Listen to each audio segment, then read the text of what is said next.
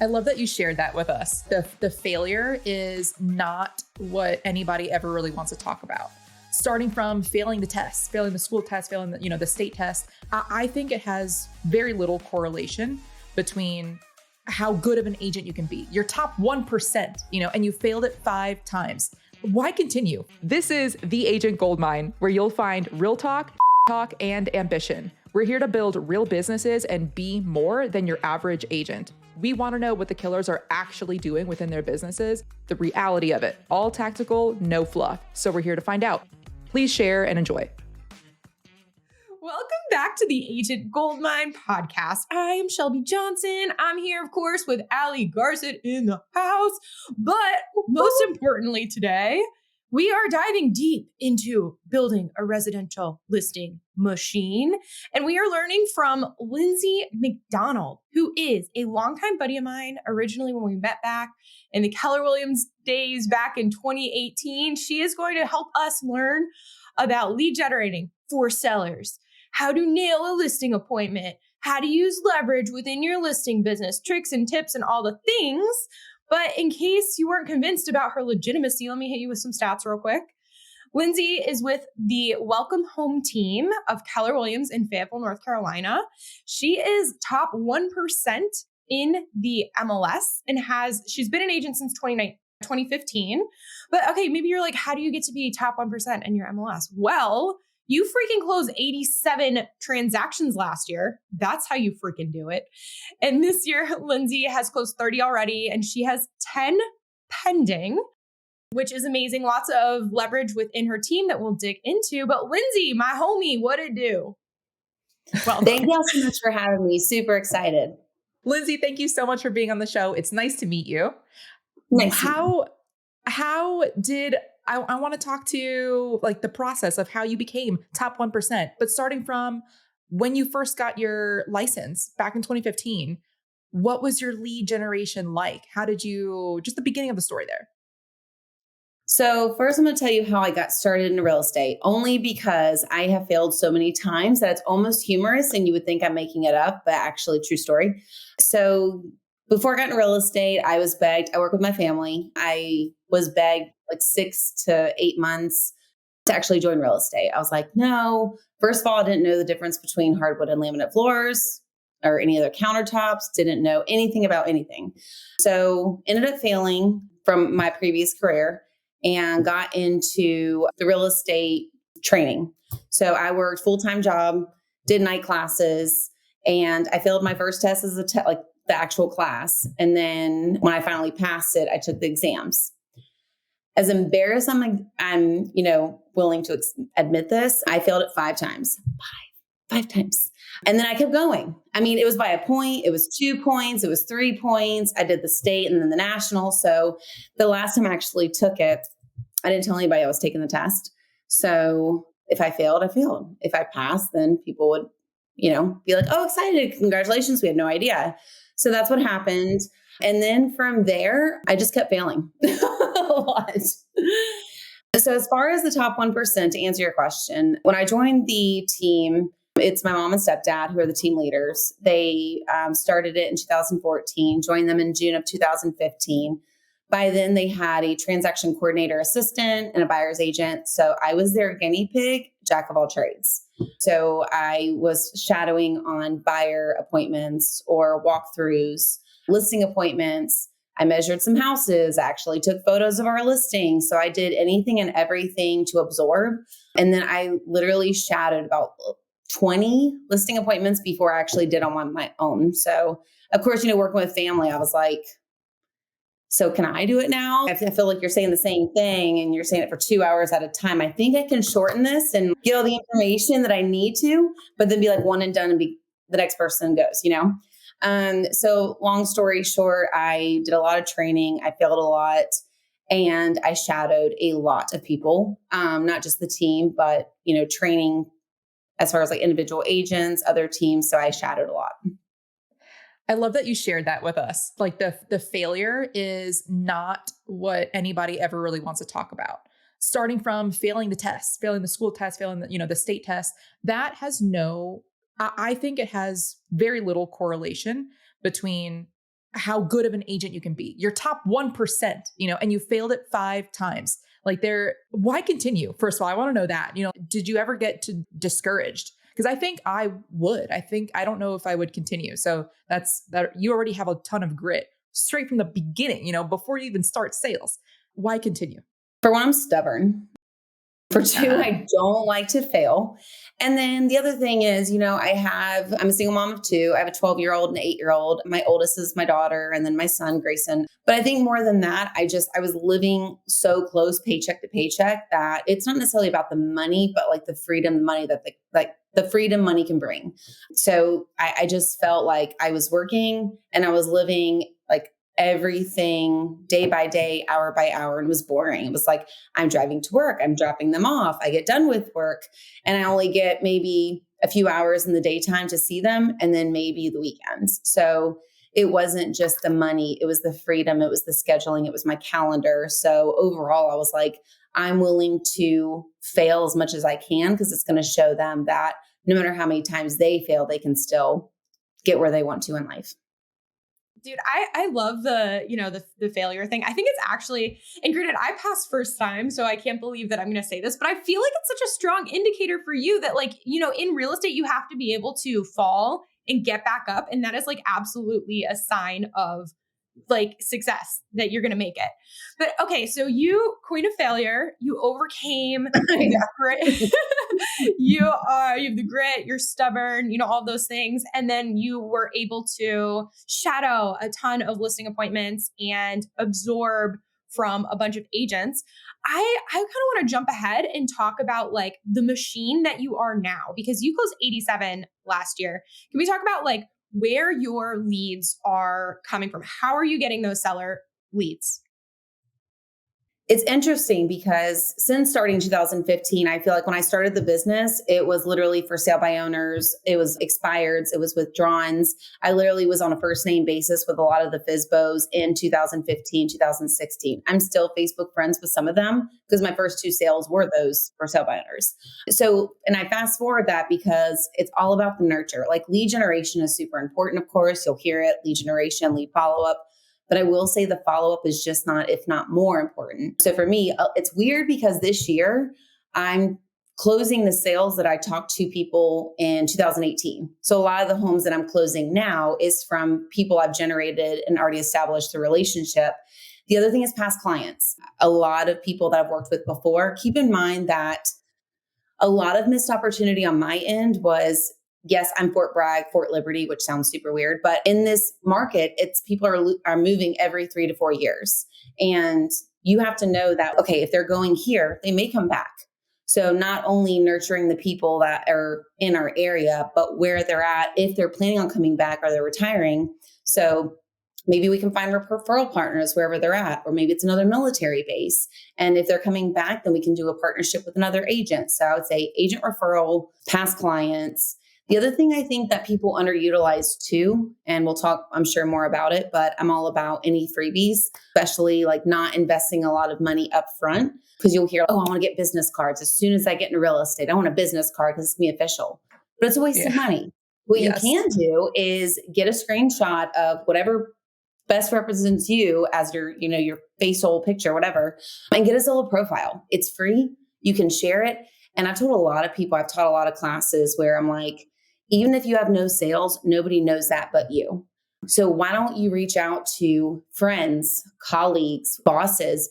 They can also write reviews for you. And it doesn't have to be about real estate. It could be about your work ethic. It could be about your perseverance, about failing the real estate exam 5 times.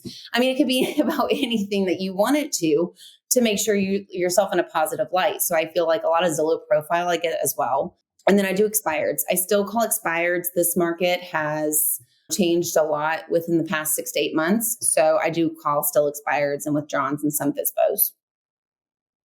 Who's your favorite out of all those categories? Which is your favorite? I also, you'll notice probably this trend. I'm stubborn, but then I kill with kindness. So I kind of like the challenge. I do like expireds and FSBOs. I do because I feel like they're more grateful because I worked and earned their business, as opposed to someone that needs to go somewhere within 2 seconds. They're ready to get on the market yesterday. I would rather establish a rapport. because it's not just about the sale, it's about establishing that what's important to you. So when I'm asking a question about a seller, I'm going to say, what's your motivation of selling? Is it because you have to? Is it because someone passed away and you need the funds? Is it that you're about to go into foreclosure? Is it that you're ready to retire into your dream next location, wherever that is? So I find the backstory of the people, because I don't want to just close 80 something homes in a year and I have no partnership. I have no relationship. I have no anything from that besides just a clean cut sale. I want more than that out of a transaction. So I would love to role play. Oh boy. Would you want to?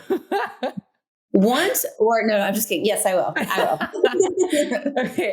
That's why I asked you which one was your favorite. Between FSBOs and expired, which one would you want to do? Because I would love to show people how just the scripts that you use and the personality, killing them with kindness. I want them to see like the inside of it. So I between would say FSBO and expired. I would say expired. I didn't mean to talk over you. I would say expireds. And then the other thing for me is no matter what firm, I've only been at one firm. I've been with the same team, same firm since I've been in real estate. But I will say, because I know the people or I know the teams, I skip over those just because of that. So like if it's expired, I usually call anywhere else, but unless I have a face-to-face conversation or a phone-to-phone conversation with another agent, I won't call on their past business, because I think there's plenty of other business to go around. So I do reach out to other people and I skip over those just to be transparent. Gotcha. Okay, awesome. You're calling me right now. The phone just rang. Hello. Thank you for listening. Out of respect for your time, we want to make this show as valuable as possible for you. So if you have any feedback on how we can improve, please let us know. DM us at Allie the Agent and The Shelby Show. Okay, awesome. You're calling me right now. The phone just rang. Hello. Hey, good afternoon. Is this Allie? Yes, this is. Who's calling? Yes, my name is Lindsey. I'm a realtor. I work on the Welcome Home team. How are you? I'm good. How are you? I'm good. I just wanted to touch base. I noticed that your property at 123 Main Street was recently taken off the market. I just wanted to see if you were still interested in selling your home, or possibly an opportunity to interview other real estate agents to help you sell. Yeah, I mean, I thought that I hired, the best realtor there was, but I wasn't able to sell at the price that I want. So until I can get the price that I want, I don't know.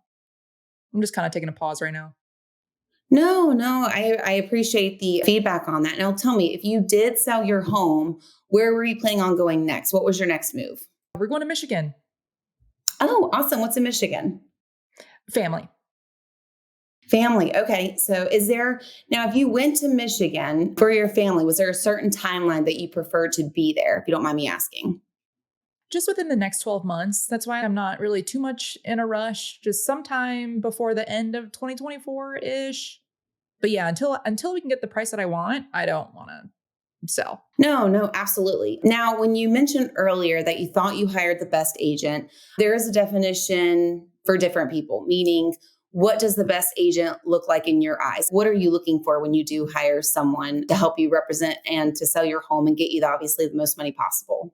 Well, I want my property to be everywhere. I want it to be like super marketed, and then therefore getting the most amount of offers. I wanted it to be a bidding war, but we didn't get that. Gotcha. Okay.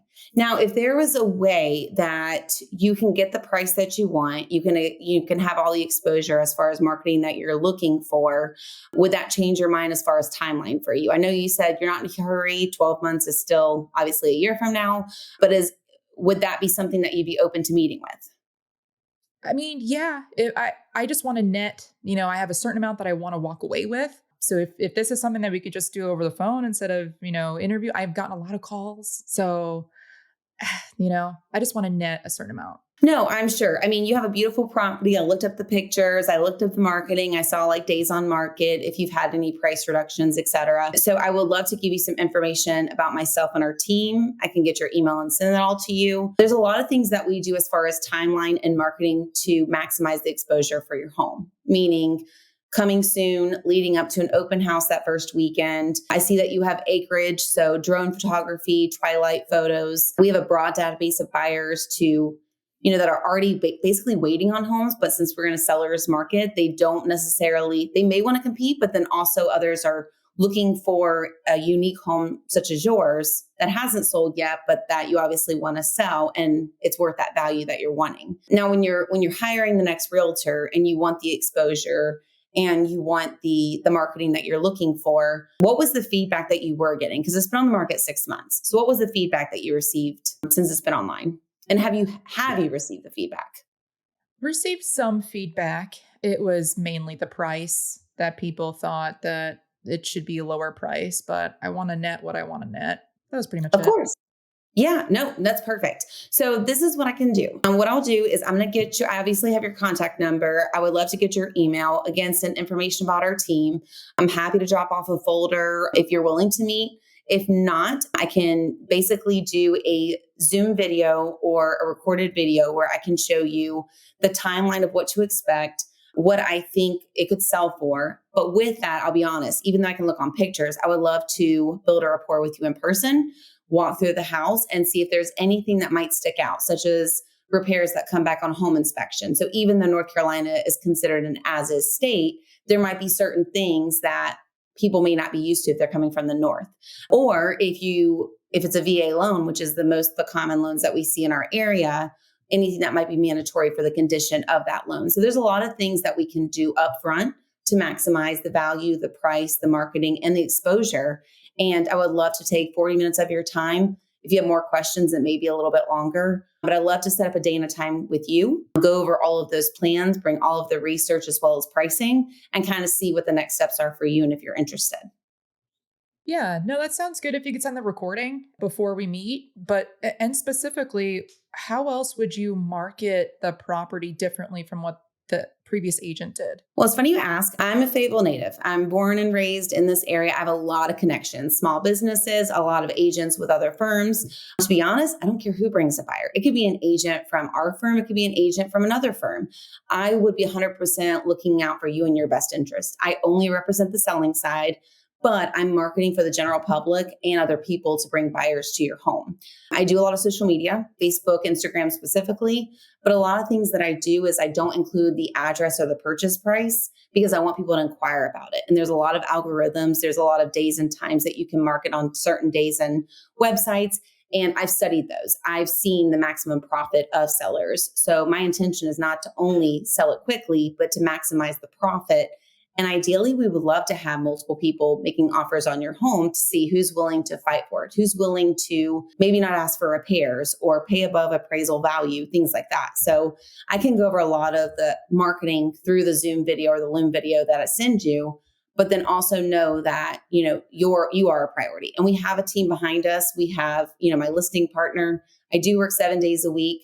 And if something isn't right, so let's just say that first week or two, you're not getting a lot of showings or activity, we're having another conversation because I'm already preparing you of what you should see that very first week that it goes live. The other agent said that, thank you for explaining that, by the way. The other agent said they reduced their commission. So I just wanted to make sure that before we meet that you'd be able to do the same. That's a great question. That's actually one of the pieces that I do cover when we do meet in person. So when we meet, I do a breakdown of all of the expected costs. The only thing that would be unaccounted for is any potential repairs, since we don't know what those are going to be and which they are obviously negotiable. So that's a great question. And I would love to cover that either in my video that I send you once I go over pricing and then in person as well. Okay. So you would be able to lower it? That's going to be one of the conversations that I go over with you in their appointment. So yeah, that's going to be a conversation that we'll definitely have, based on the pricing and what your bottom line is going to be. So that'll be one of the things that I do discuss as top priority. Absolutely. Gotcha. Okay, cool. Well, yeah, here's my email and I'll wait for that recording. No, thank you so much. I'll go ahead and send everything out by the end of the business day today. And then I will just shoot you a text just to confirm you received it. Awesome. Thanks. Thank you. Cool. Nice. That's awesome. I like that a lot. That's been the longest role play we've ever had. So I'm very excited. The longest. And I would say most successful because most people are just like, first of all, no. And then second of all, like they start laughing halfway through. But it was really cool how you actually just switched to on mode. You can just tell you went from, podcast weird into, nope, I do this all the time. You started taking notes. I did. Allie's moving to Michigan. Well, and that's the thing. It's because I go back to the reason why you're selling or what's important to you. And I'm like, okay, so if I can put that back in the script almost, but it is important to me. So I did. I took my notes on here. I love it. Okay. So then you send the recording by the end of the business day. What is your follow-up like after that? The next day. So anytime that I am working with FSBOs or expireds, I always cut the time in half. So if it's 2 weeks, probably less than a week. Or if it's maybe 3 days from now, usually a day before, because I'm under the impression, I don't care if you're an expired, a FSBO, a lead coming in, I'm under the assumption that I'm always getting interviewed by a seller with somebody else. I feel like I always have a competitor. And sometimes I do ask. Sometimes I'll say, hey, I know this is a huge investment that you're selling. Are you planning to interview agents? And if so, what are you looking for? Because some people just say, just sell it.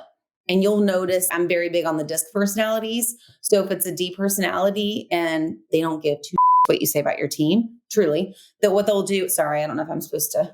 You can do whatever you want here. This is a safe space, Lindsey. Cursing is mandatory. Personality, basically, I need to sign up. I need to bring the paperwork and I need to give them the paperwork to sign right there. And they're going to give me a key. If it's an I'm an ID, so I can talk to you about anything and everything at all hours of the day if you want me to. S and C, I mean, obviously the S is like more of a stable. C is more, they want to know the actual average days on market, how many listings are for sale, how many of you closed in this area, how many closed in this area in the past 6 months. I need to make sure I have all of my numbers prepared. So a lot of the conversations I have beforehand is preparing me for the appointment to be prepared on how their personality type is. It's so funny. We literally 2 days ago did a class on the DISC personality and how to use it to understand yourself and others and be like a chameleon in your conversations. And you're literally saying that, and, which is so cool. I love it. And to me, I'm a DI. So opposite, I guess, well, like the inverted ratio of you, Lindsey. I don't know if I use that word properly. Words are hard. I got it. But yeah, but listening to you describe the C, I'm like, oh, my nightmare actually, where I need to know every little detail because I'm just bringing paper. Just handle it. Just handle it. But hey, question on the recording, because that's something that I don't think I've ever even heard anyone talk about that before. So you were talking to Allie, who's moving to Michigan, and you're going to send her a recording. Can you tell us what's in that recording? So I do a lot of, it can be auditory. I mean, people learn different ways, whether it's visually, auditory, I mean, whatever it is, I like to do all aspects of that. So the listing presentation that I bring in an appointment, I attach it to an email, and then I do just a video recording like this. But I'll also send it through text message, and I'll probably call her the next day, the next follow-up call that I'll do. Hey, this is Lindsey. Because usually if it's a face-to-face versus a phone call, she already said that she got a crap ton of other phone calls. So what makes me different than anybody else? Seeing my face. Oh, it's a real person. And, saying, hey, this is what I promised you. I know you mentioned the end of the business day, so I wanted to get everything over as soon as possible. And then I'll upload a different video in my email, but then also I'll have at least the general market report. I don't like to give over pricing without seeing the property. For one, it could be a new construction home that they bought 2 or 3 years ago, but if they live really, really hard and there's scuff marks and they don't take care of the property, is it the same value that it would be worth it if they did keep it up and they made maybe 1 or 2 upgrades? Probably not. So I'm very hesitant on giving pricing over the phone, which is why I want to see them in person, build their rapport, and then, meet them in person. But the video, I think, is huge because it's face-to-face more so than anything. I love video. We all love videos. What platform are you using to send it via text or email? A couple, sometimes just my iPhone. And I wrote a couple of ones down to, what was it? It was, gosh dang it. Hold up. I can see it and I can go through text messages. Was that a dog it? Gosh dog it. Sorry. So I really don't curse very often. So what guys? It's adorable. It is adorable. I'm using that from now on. Okay, gosh dog it. What is the thing? I'm trying. Hold up. Wait 1 second. Ask me the question, but I can tell you within the next 2 minutes. 1 second. I don't know. Yeah, I ask because people use Loom, or I use BombBomb mainly because it's BombBomb. Okay. BombBomb. Yeah. It's That's included with like our EXP, like KV Core or whatever. They have some sort of partnership. I don't know. But yeah, I love it. Yes. However, the one thing is it does add one extra layer of friction where they have to click on the link. You can embed it in an email all day. They just have to click it. But sending it via text, It's not the iPhone to iPhone where they see my face. They just see like this random link and they're like, oh, what's this, man?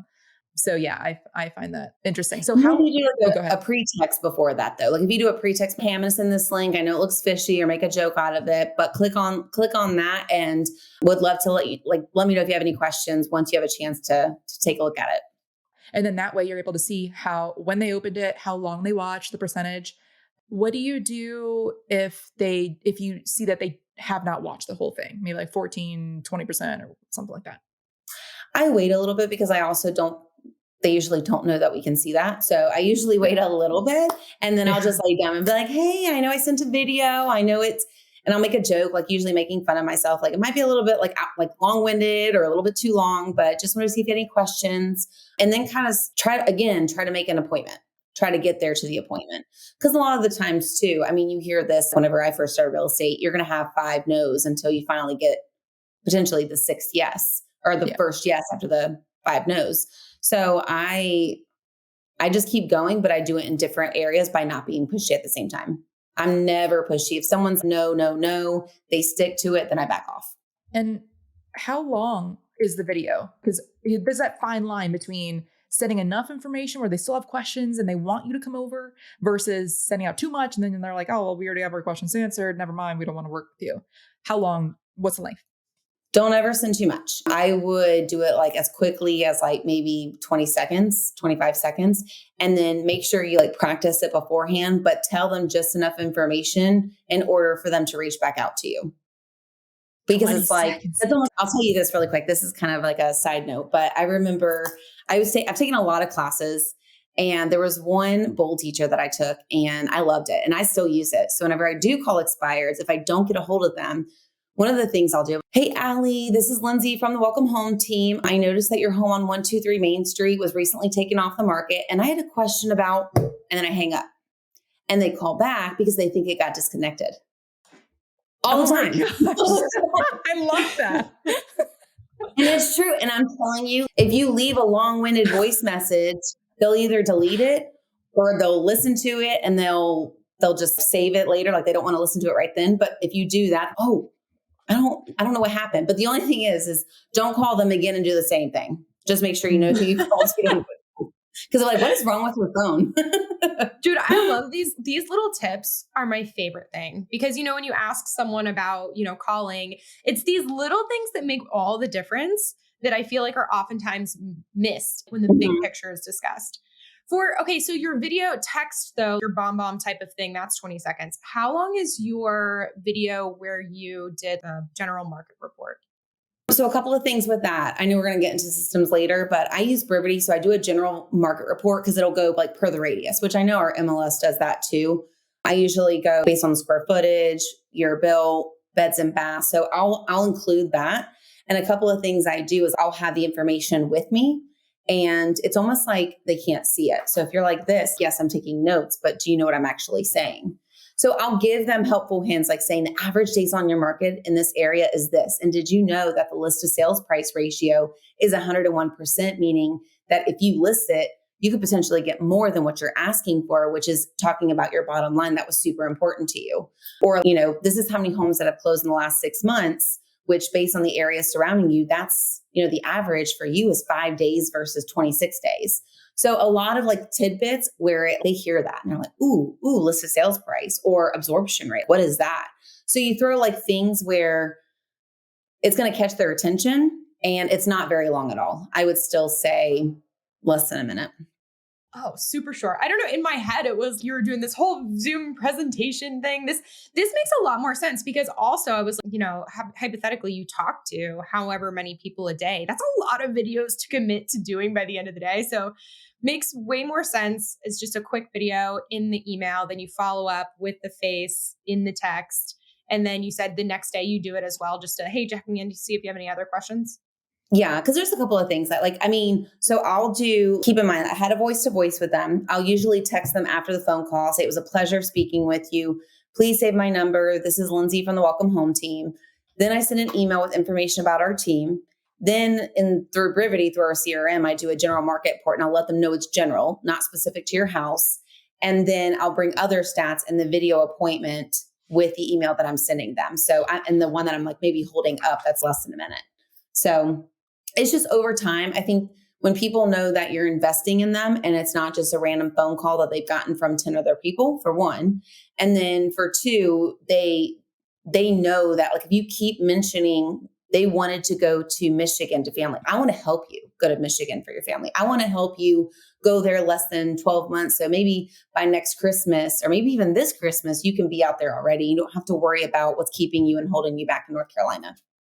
In the email that you send about your team, what's in that? It's a little bit of bio. It's information about my team, but as well as myself. So I'll put the welcome home team stats of how many, like we've sold over 400 homes last year. But then a lot of people are like, well, it's great, but what did you do? So I'll put information about myself. I'll include my Zillow profile. I'll include my Facebook. I'll include like any type of reviews. And then I'll let them know my stats. These are the areas that I service. This is what our team does. So we have 2-a-week huddles every day and we talk about the listings upcoming. I tell them about the marketing that we're going to do, but it's bullet points. So I'm not going to send them a 2-page thing that they have to read. If it's anything like me and probably Shelby, since she's a D personality, she's not going to read all that. Or she's going to see a number or a picture or something like that and be like, okay, that's all I need to know. So you have to make sure that that email is programmed where it's going to be, for the DISC personality for all types. So it could be pictures, bullet points, but enough stats in there for somebody to be interested. Stats are so important and they're hard to create, if that makes sense. It's a hassle to go back into your past sales and see how much sold over asking, or on the buyer side, like how many times you beat out other offers in a multiple offer situation. I named those two specifically. That's what I just did. I'm like, I need some more stats. What is it about me as a listing agent, me as a buyer's agent? But it is so necessary. So if listeners have not done that they need to look at your last 12 months and look at the original list price versus the sale price and get the average of how much, either in dollar amount or percentage, where I can safely say 72% of my lists sell above the list price. Like that's a good stat to know, but it takes time to look that up, But it's so okay. helpful. Yeah, I was about to say, or do it month by month. So if you haven't done it yet, start now. So with the sales price was this, the closing price was this is the average for our market. This is my average. This is the average days on market for our market, but this is my average. Now, if your average is obviously higher, then don't share that. But you know what I mean? Make those stats work in your favor. Yeah. Yeah. Okay. So Lindsey, we have the phone call, we have the follow-up. And hypothetically, we've locked in the appointment. Allie has agreed you're going to meet her on Saturday at noon. So between now and Saturday at noon, how are you prepping? What are you bringing to the appointment? What communication are you having with the seller?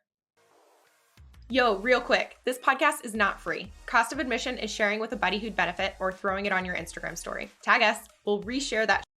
I wish I actually had a listing folder with me, bad listing agent, but I usually have a welcome home team folder.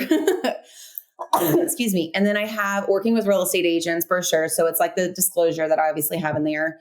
And then I'm a big name to face person. So if you all know anything about me in the past 8 years, I will give credit to our team, specifically the admin that work with me. They work 5 days a week.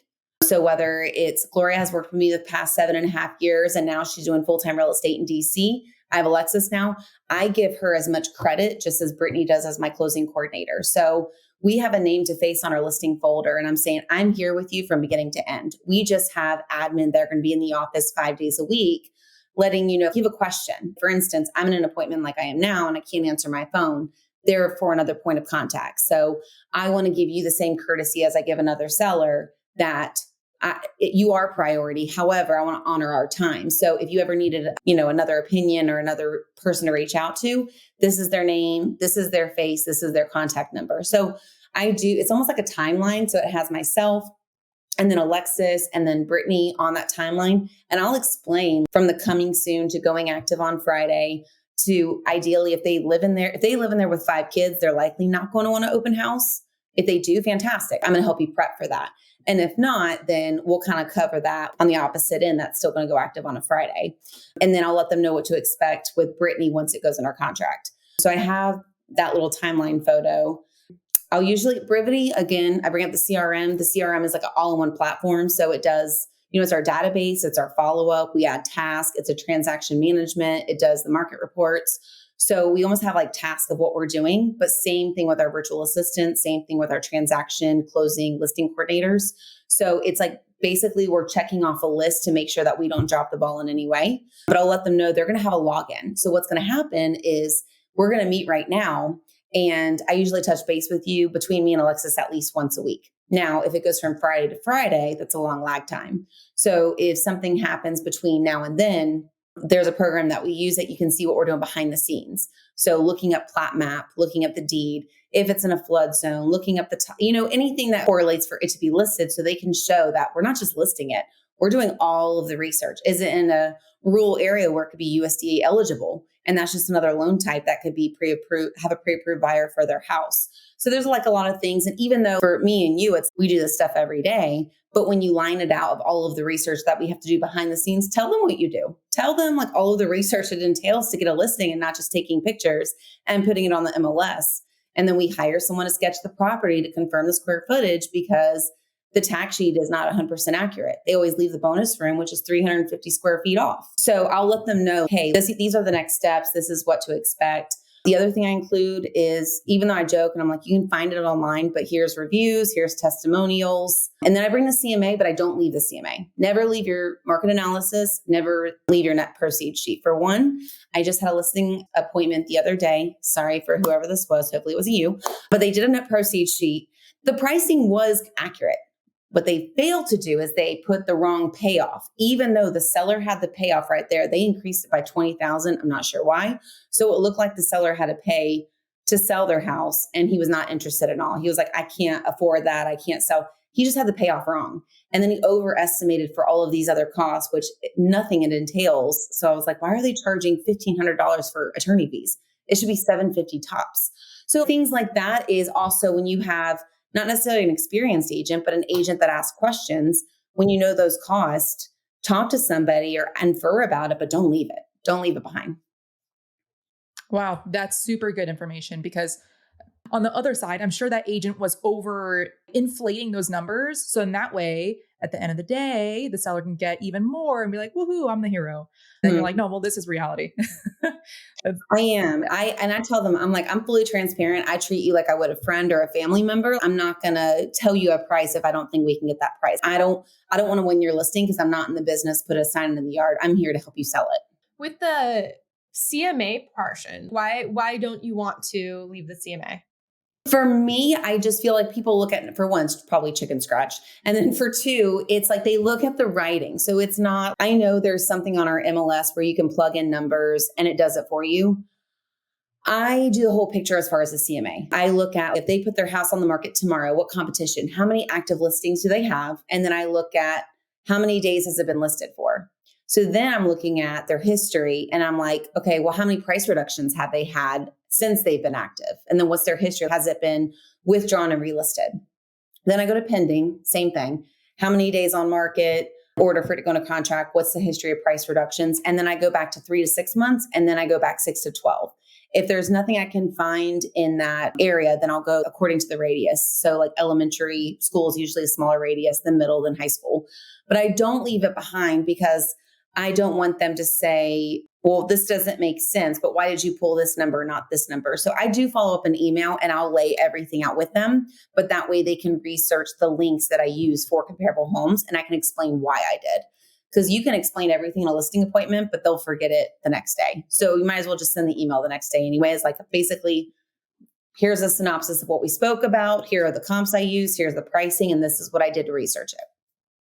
I want to skip to where sellers get their first offer. I feel like on the buyer side, as a buyer's agent, love being the first offer, right? Like the seller, no matter if it's been 2 days on the market or 102, seller is antsy. Oh, what's the first offer going to be? Should we just accept it? And so being that first offer is so beneficial, I think, as the buyer's agent. So on the listing side of things, say the seller is normal or maybe even early, only like 5 days on the market. I don't know what your area is, but say 5 days on the market, seller gets their first offer, no other offers yet, no other offers that they think that they might get. What is your conversation like if that offer comes in low? Because usually it will come in low because they're the first offer, right? So how do you guide them through either telling them to accept it or, just what is that conversation like? I give a lot of opportunity and a lot of options to sellers and let them make that decision. Because usually that's not going to be the first conversation that we've had about offers. Because what I'm going to say is time can work in your favor or against your favor. And this is the question, or this is the statement I bring up in the appointment. So let's just say, like you mentioned, 5 days on market, it could be a lot less than asking, but it's 5 days on the market and you've had 20 showings. So you also have that leverage to negotiate. That's a win-win that's going to work on the seller side. So if it's a full price and asking for $5,000 in closing costs, I'm most likely going to encourage them to counter offer 0 because you have 20 other showings between today and tomorrow. Versus if it's 30 days on market, you don't have as much leverage. You don't have as many days working in your favor like you would that very first week. So it really depends on the days on market for one. And then for two, let's just use this example. Let's just say it's 2 days on market and they still have showings. And then a lot of people, this is a pet peeve of mine, but don't say you're going to write an offer in the feedback. If you're not going to write an offer, just going to say that. But anyways, let's just say they write an offer. That's the only one that they receive and they want to wait because, some sellers are like, oh, I love it. I love it. It just really depends on the person. I'll kind of go through everything. This is this is the offer price. This is due diligence, earnest money, go through all the terms. I lay them out in an email. I attach a net proceed sheet and I'll give them options. Like you have an option to accept it, to counter offer, or, to wait for if you have any future showings. If they have no future showings, okay, what is something that if you were under contract, you would regret? Like, is there something that you want to counter offer that you're not seeing in this to be 100% happy? And again, it really depends on the first conversation you have. So is it the money? Is it a quick sale? Is it as is? Is it, it's a former veteran and they prefer to sell it to another veteran? Because there are a lot of people like that. They're like, I love that they're in the military and I really want to sell it to a former, veteran or current veteran. And they do. So it really just depends. So I give them all the information. Now, if it's a highest and best situation, I'll let them know, hey, I've never worked with this lender or this agent before, but I did do my research and this is what I found. And these are the pros, these are the cons, but it kind of depends on what's most important to you. Is it a higher offer with no appraisal gap? Or is it, just over asking with a higher due diligence money? It just depends. I love that. And then if you still have open houses scheduled the next weekend or something like that, and you get an offer at an awkward time, do you still host the open houses? Absolutely. And usually we've come across this because of we're getting offers with coming soon status, or we'll get it that Friday and Saturday and maybe the open house is Sunday. But I also want to help our buyer's agents and potentially other people. I mean, contracts terminate all the time. So what happens if someone sees it and submits a backup offer? I mean, it could be a win-win for the buyer and the seller, but then also it increases the buyers for the buyer's agents on our teams. Lindsey, we're going to have you back again because we have already, we're at 45 minutes right now, which is wild because Allie and I have this thing behind the scenes where we're like asking, making notes and asking questions to each other, who's next, stuff like that. I think, we could ask another 45 minutes so easy. So what will you already commit? You have so much pressure. You have to say yes to us. Will you come back another time so we can continue going deep? Yes, I am totally down. But you can just tell me though, you'd be like, Lindsey, just stop talking. No. We're the ones asking the questions. Yeah. And there's like so many other things that I want to dig into because I know you're doing a lot of things for each and every seller. And it's because, there's an easy way and then there's the right way, I think, where it's like in-depth, full research. And the easy way is, yeah, you should take this offer. Instead, you're like, here are all of the different options. Here are pros and cons, considerations, what I've seen. And all of that takes so much effort. And you mentioned in the beginning that you have 10 pending. So when we come back, I would love to talk all about the leverage that you have in your business too, that allows you what specifically your listing coordinator is doing and your closing coordinator and the administrative team behind the scenes to supplement this amount of value that you are providing, which sounds like each and every seller. Apple listeners, this short pause is to ask you for a review. Here's how to do it. back out of the specific episode, go to the page where you see all the episodes, scroll down, keep scrolling. Perfect. Now tap those 5 stars. Thank you so much. Back to the show. Yeah. And that's the thing. It's about the experience. So a lot of people don't have a really good relationship with their past realtor. You hear different like stories, but you want them to have good experience to remember you by. So it's definitely a team effort, but I would be happy to. Yay! We're so excited. Yeah, we have a lot of questions. Yeah. Go, Allie. Okay. Sort of like a catch-all question. Going back to client expectations, what are some things that you say that you do that you know that other realtors don't? It's funny because we actually talked about this with our team and then with some trainings. I always say what's going to happen next, truly, because you could have we could have a great podcast right now and you'd be like, okay, well, she said she was going to do it, but what happens now? Are we going to call her or text her? So a lot of people want to know what's happening next. Are they going to receive a CMA? Are they going to receive a net proceeds sheet? What are the next steps following this? And what's the timeline look like?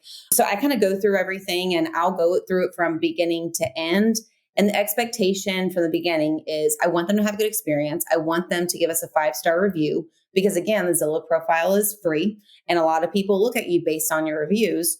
So I want you to have a 5-star experience and you put that in their mind in the very, very beginning. And then from the beginning, let's just say you have the appointment. And is there anything that I didn't cover or I have? And mentally, I know what people have asked in the very, very beginning when I started real estate. So what I did is I took notes because if I kept getting the same question, I was like, okay, I need to cover this more, or I need to cover this topic because I didn't even touch on it.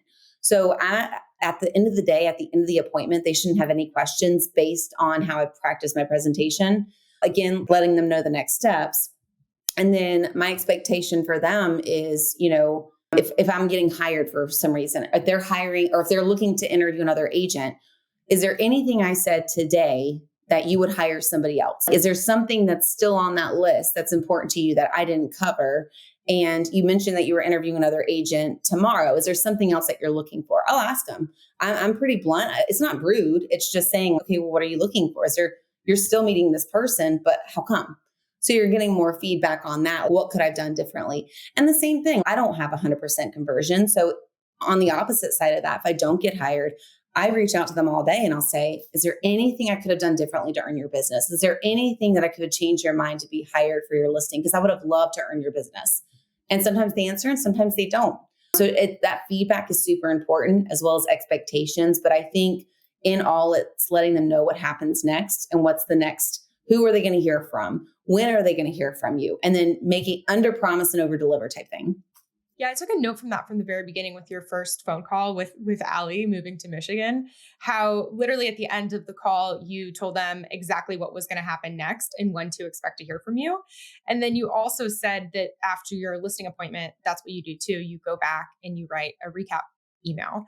So that way they have everything that you discussed in writing, and that follow-up and doing what you said you were going to do when you said you're going to do it is probably one of the reasons why it consistently instills trust. Because so honestly, when you were talking about it before about, deciding when to hire, and my D personality over here is, well, if they are confident and they do what they said they're going to do when they said it, that's probably enough for me. You know what I mean? I'm just like, okay, that girl's on it. I can trust her word. Let's go.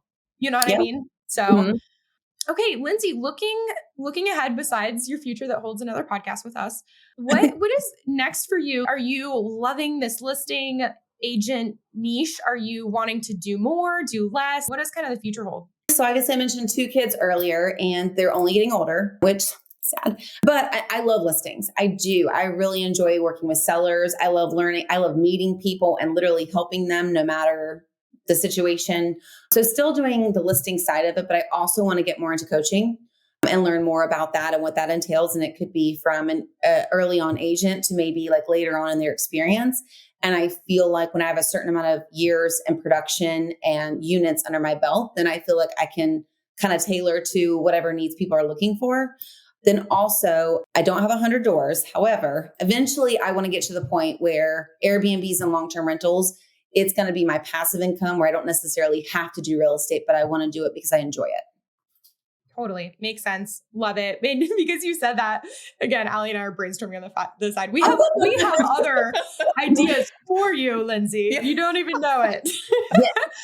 But as we head up to our wrap up for this time, we have a couple of wrap up questions we ask every guest. The first of which is, what is your favorite app or tool?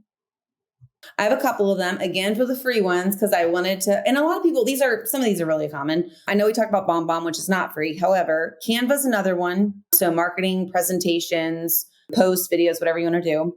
Dropbox, I use a lot. So a lot of the photos that we have on our listings go through Dropbox directly from our photographer. So it's kind of helpful to see, as well as like maybe templates or checklists and things like that. And then Zillow Profile I mentioned earlier.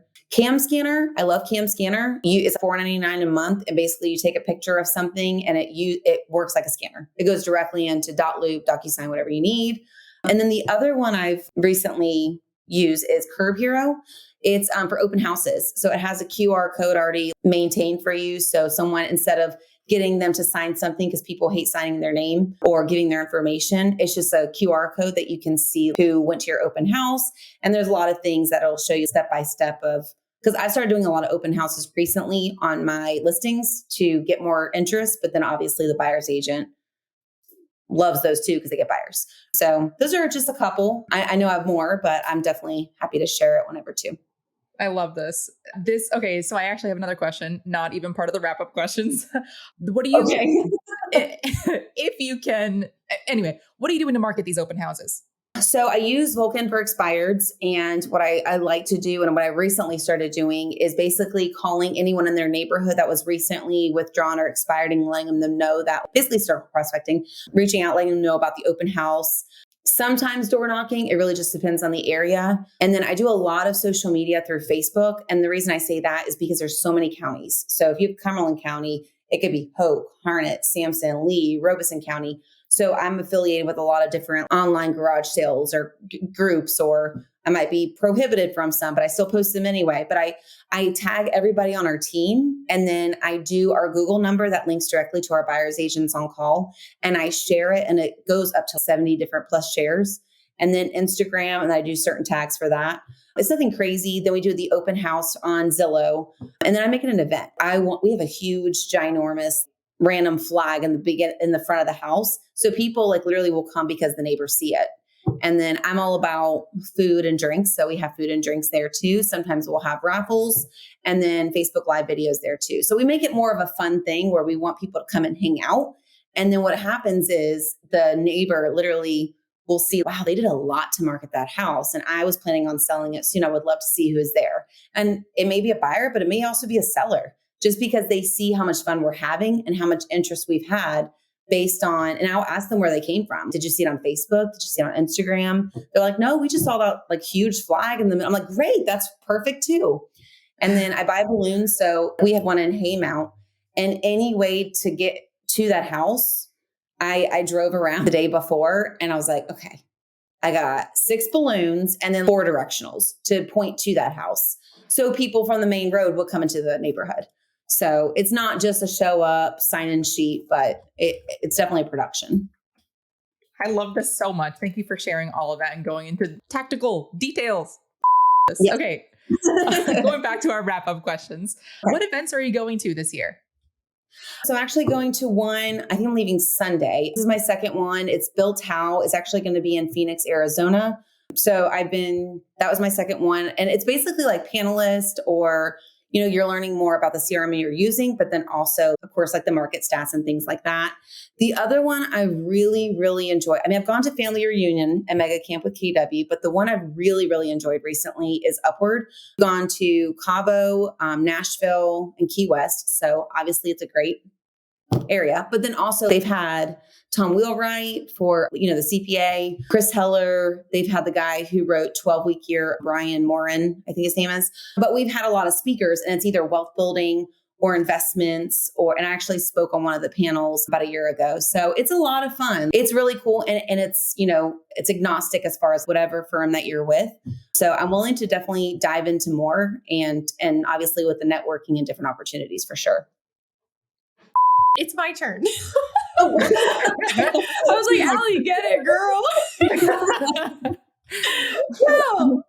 Lindsey, hype yourself. Where people are listening to this, they're like, oh my God, Lindsey's so cool.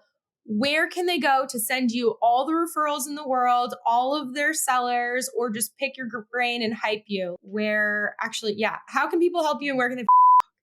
I mean, I'm going to say Fort Bragg because it just doesn't sound so. Fort Bragg, Fort Liberty. I'll, put in in the comments when everything's posted, my phone number.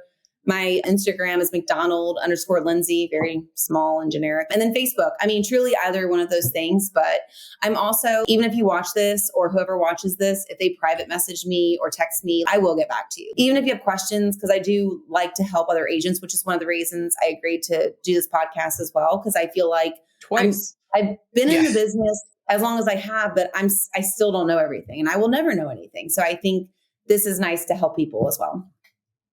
This show has been so helpful. I know that for a fact. So thank you so much. Woo! And for those that are not watching this, that is Lindsey, SEY, not SAY. Amen. And yes, you can also follow us too, The Agent Goldmine. The resources, the golden nugget will be on theagentgoldmine.com. We are The Shelby Show and Allie the Agent. Thank you so much for listening. Be a bro and share this show. Thanks so much for listening, dude. If you want the golden nugget that this guest provided, see the show notes or just go straight to theagentgoldmine.com. That's where we keep all our resources for you. Till next time.